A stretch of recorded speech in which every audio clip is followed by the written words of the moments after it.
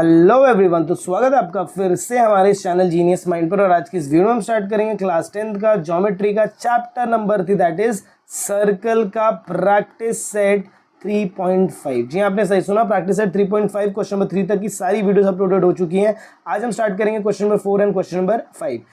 एक और आपको अनाउंसमेंट करनी थी कि हमने यहाँ पर साइंस 1 का और 2 का डायग्राम बेस्ड क्वेश्चन स्टार्ट किया है, सीरीज स्टार्ट किया, तो उसे भी आप देखना ना भूलें और अपने फ्रेंड्स के साथ भी उसे आप ज़रूर से ज़रूर शेयर करिए। तो चलिए स्टार्ट करते हैं। आगे सबसे पहले हम अपना बोलते हैं ना रीति रिवाज जो उसे फॉलो करते हैं, tradition, that is topics to be studied क्या होगा वो देखेंगे।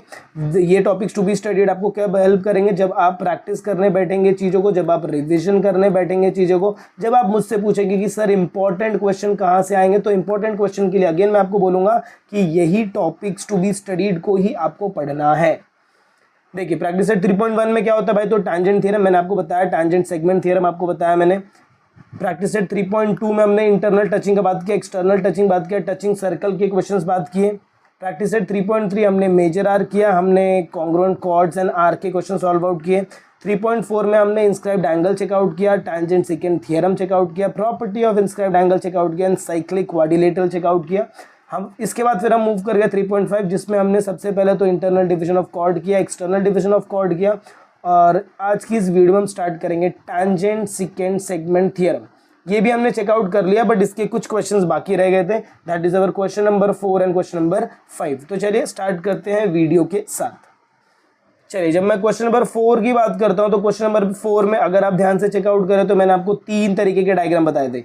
ये डायग्राम बताया था जो इंटरनल डिवाइड होता है, ये डायग्राम बताया था जो एक्सटर्नल डिवाइड होता है, फिर ये डायग्राम बताया था जिसके अंदर एक टैंजेंट रहता है और एक सेकेंट रहता है, बराबर।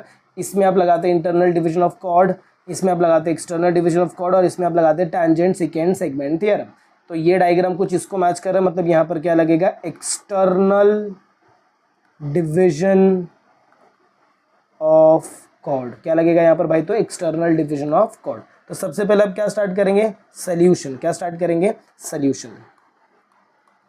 जब मैं सोल्यूशन स्टार्ट करूंगा तो सबसे पहले आप यहाँ पर चेकआउट करिए। जब हम एक्सटर्नल डिवीजन की बात करते हैं तो मैंने आपको ये बताया था कि आप P से S जाते हैं, फिर आप इसी P से T जाते हैं। तो चेक करिए PS का वैल्यू क्या, यस है, PT का वैल्यू क्या, नहीं है, तो PT मेरे को फाइंड करना पड़ेगा। सिमिलरली मैं यहाँ से जब ट्रैवल करूँगा तो पहले PQ चाहिए, फिर PR चाहिए, बराबर। तो PQ है, यस, PR है क्या, नहीं, उसकी जगह QR दिया, तो मैं PR निकाल सकता हूँ, यस। तो स्टार्ट कैसे करेंगे हम, सोल्यूशन में लिखेंगे सबसे पहले PR is equal to PQ plus QR, PR is equal to PQ plus QR, that is P dash Q dash R, बराबर। अब PR का वैल्यू आपके पास है, नहीं है, तो आप PR को ऐसे लिखेंगे। PQ का वैल्यू है, यस, आपको PQ का वैल्यू दिया है, कितना दिया है, 6 दिया है, प्लस ये दिया आपको 10, दोनों को आप ऐड करेंगे तो आपका जो PR का वैल्यू होने वाला है that is going to be 16। ये हो जाएगा आपका ब्रैकेट। फिर इसके बाद आपको स्टेटमेंट क्या लिखना है, देखो कौन से दो कॉर्ड की बात हो रही है, यहाँ पर कौन से दो कॉर्ड की बात हो रही है, एक हो रहा है हमारा कॉर्ड PT और एक हो रहा है हमारा कॉर्ड PR। तो आप यहाँ पर नेक्स्ट स्टेटमेंट क्या लिखेंगे, कॉर्ड PT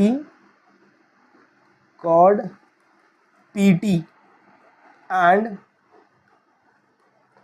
कॉर्ड PR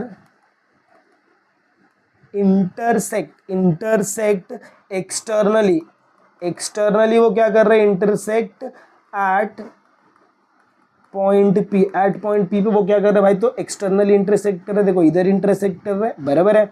अब इसके बाद क्या, अगर ये इंटरनली इंटरसेक्ट कर रहे हैं तो आप क्या लिखेंगे, therefore by external division of chords, therefore by external division of chord. Again जो मैंने आपको स्टेटमेंट बताया, P से हम S जाएंगे, फिर P से हम T जाएंगे, तो यहाँ पर हम क्या लिखेंगे, PS multiply by PT is equal to, next statement मेरा क्या होगा, PQ मल्टीप्लाई बाय PR। तो यहाँ पर आप क्या लिखेंगे, PQ मल्टीप्लाई बाय PR, बराबर। अब यहाँ पर आपको क्या करनी है, वैल्यूज को सब्स्टिट्यूट करना है। PS का वैल्यू आपको पता है, आपको PS का वैल्यू गिवन है क्या, यस, 8 दिया था। PT का वैल्यू नहीं दिया है, PQ का वैल्यू आपको दिया है, कितना दिया है, 6 दिया है, PR आपने निकाला दैट इज योर 16। अब इसको आप सॉल्व करेंगे तो आपको PT का वैल्यू मिल जाएगा। तो PT क्या होगा, तो PT आपका कितना हो जाएगा, therefore PT is equal to 6 into 16/8 which is 8 1 जा 8 2 जा कट होगा, तो PT का वैल्यू कितना हो जाएगा भाई, तो 12। तो आई होप आपको ये क्वेश्चन समझ में आ गया कि कैसे हमने PT का वैल्यू निकाला। तो let's move on to the next question, that is our question number 5 की तरफ। चलिए जब हम क्वेश्चन नंबर 5 को देखेंगे तो यहाँ पर आपको क्या बोला था, अच्छा डायग्राम दिया, आपको बोला segment EF is a diameter, ये जो EF है इसे क्या बोल दिया भाई, तो डायमीटर बोल दिया है। Segment DF is a tangent the radius of the circle, और ये आपको टू प्रूफ का स्टेटमेंट दे दिया गया है। सबसे पहले आपको क्या लिखना है, प्रूफ लिख दो यहाँ पर, क्योंकि हम सोल्यूशन तो कर नहीं रहे। जब आप प्रूफ लिखेंगे तो आप यहाँ पर क्या लिखेंगे, segment EF is the diameter. Segment EF क्या है भाई, तो डायमीटर है। अच्छा अगर ये डायमीटर है तो यहाँ पर जो एंगल, अभी यहाँ पर मैं कौन सा एंगल बना रहा हूँ ध्यान से देखना, हम बना रहे हैं एंगल EGF, ये वाला एंगल। अभी एक प्रॉपर्टी होती है कि अगर कोई सेमी सर्कल है, अगर कोई सेमी सर्कल है और इसके अंदर अगर आप कोई एंगल बना रहे हैं तो वो एंगल हमेशा 90 डिग्री।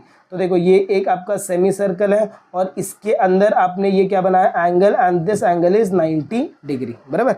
इसका मतलब क्या हो जाएगा, angle EGF is equal to 90 degree. इसका रीजन आप क्या लिखेंगे, angle inscribed in a semi circle. क्या रीजन लिखेंगे, angle inscribed, angle inscribed in a semi circle. Semi circle के अंदर इंस्क्राइब्ड है तो उसे क्या बोला जाएगा, angle inscribed in a semi circle. इसके बाद DF को अगर मैं देखूं तो DF मेरा क्या है, टैंजेंट। तो यहां पर मैं क्या लिखूंगा, next statement, segment DF is a tangent to the circle, tangent to circle at point F। Point F पे क्या हो जाएगा भाई, तो ये टैंजेंट है। अगर ये टैंजेंट है इसका मतलब यहाँ पर भी ये जो एंगल है ये क्या होगा, 90 डिग्री होगा। मतलब एंगल DFE या फिर आप EFD बोले वो भी 90 हो जाएगा। तो यहाँ पर एंगल आएगा, angle DFE is equal to 90 degree हो जाएगा, बराबर। रीजन क्या आएगा इसका, टैंजेंट थियरम। इसका रीजन क्या आएगा भाई, तो टैंजेंट थियरम। आई होप आपको यहाँ तक समझ में आया। अब इसके बाद हमें क्या करना है, हमें लिखना है इन ट्रायंगल DFE, या फिर आप ऐसा लिख सकते हैं कि ये दोनों ट्रायंगल सिमिलर हो जाएंगे। कैसे सिमिलर होंगे, ध्यान से जरा सुनिए। आपको मैंने एक प्रॉपर्टी बताई थी, similarity of right angle triangle. देखो ये एक ट्रायंगल है, बराबर, ये एक ट्रायंगल है, ये राइट एंगल ट्रायंगल है क्योंकि ये 90 डिग्री है। और अगर right angle triangle 90 degree angle से यहाँ पर कोई एक एंगल बन रहा है जो कि और 90 डिग्री होता है, तो ये जो तीनों ट्रायंगल बने हैं, ये फर्स्ट ट्रायंगल, ये सेकंड ट्रायंगल और ये एक बड़ा वाला ट्रायंगल, ये तीनों के तीनों ट्रायंगल क्या रहेंगे भाई, तो सिमिलर। क्या रहेंगे, सिमिलर। तो इसका मतलब क्या है, इसके बाद मैं डायरेक्टली एक स्टेटमेंट लिख सकता हूँ। क्या स्टेटमेंट मैं डायरेक्टली लिख दूंगा, बताओ जरा। एक स्टेटमेंट में डायरेक्टली लिख दूंगा, कौन से दो ट्रायंगल सिमिलर हो जाएंगे, तो एक ट्रायंगल DFE मतलब बड़ा वाला ट्रायंगल, और एक ट्रायंगल EGF, एक कौन सा ट्रायंगल, EGF। तो यहाँ पर मैं फर्स्ट क्या लिख दूंगा, देयरफॉर ट्रायंगल EFD, मतलब या तो DFE लिखिए या तो EFD लिखिए, is similar to triangle EGF। ये इसको क्या हो जाएगा भाई, तो सिमिलर हो जाएगा। और इसका रीजन अब क्या लिखेंगे, सिमिलैरिटी, सिमिलैरिटी इन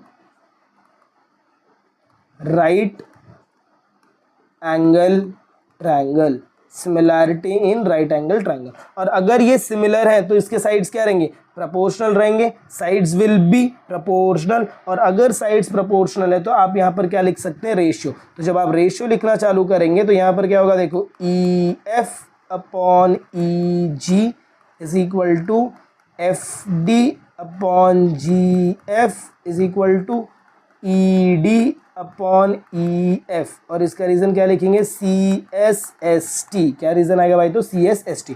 अब मेरे को प्रूफ क्या करना है, मेरे को DE और GE प्रूफ करना है। DE किधर है, इधर, GE किधर है, इधर। मतलब ये EF का झोल होगा। मतलब मेरे को ये दो पैटर्न यूज करने हैं, ये वाला पैटर्न और ये वाला पैटर्न। अब दोनों को आगे फॉरवर्ड करेंगे तो ये ऐसा हो जाएगा, EF upon EG is equal to ED upon EF, बराबर।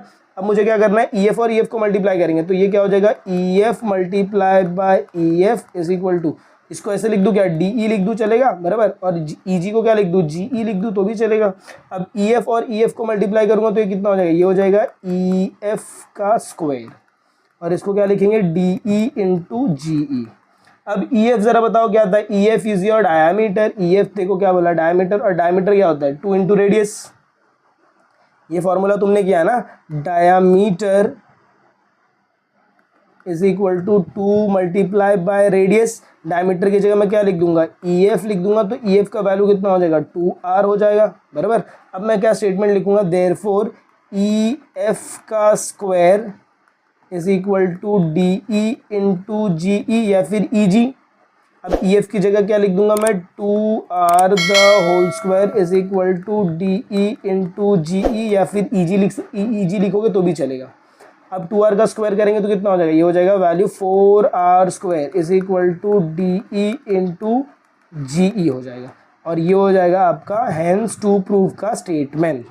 ये आपका क्या हो जाएगा टू प्रूव का स्टेटमेंट। तो आई होप आपको ये क्वेश्चन भी समझ में आ रहेगा कि कैसे हमने क्वेश्चन को कंप्लीट आउट किया। सबसे पहले तो आपको यहाँ पर दोनों का 90 डिग्री बताना है, उसके बाद आपको यूज़ करना है similarity in right angle triangle. क्या यूज़ करना है, similarity in right angle triangle. देखो हाँ, ये कौन से चैप्टर का, ये है चैप्टर नंबर 2 का, बट यूज कहाँ पर हो रहा है चैप्टर नंबर 3। ऐसे इंटरलिंक है, और ये इंटरलिंकिंग जिसको समझेगी वही ज्योमेट्री में सक्सेस हो सकता है। तो चलिए मिलते हैं अगले वीडियो में इसके आगे के कंटिन्यूएशन के साथ। तब तक के लिए have a good day and take care.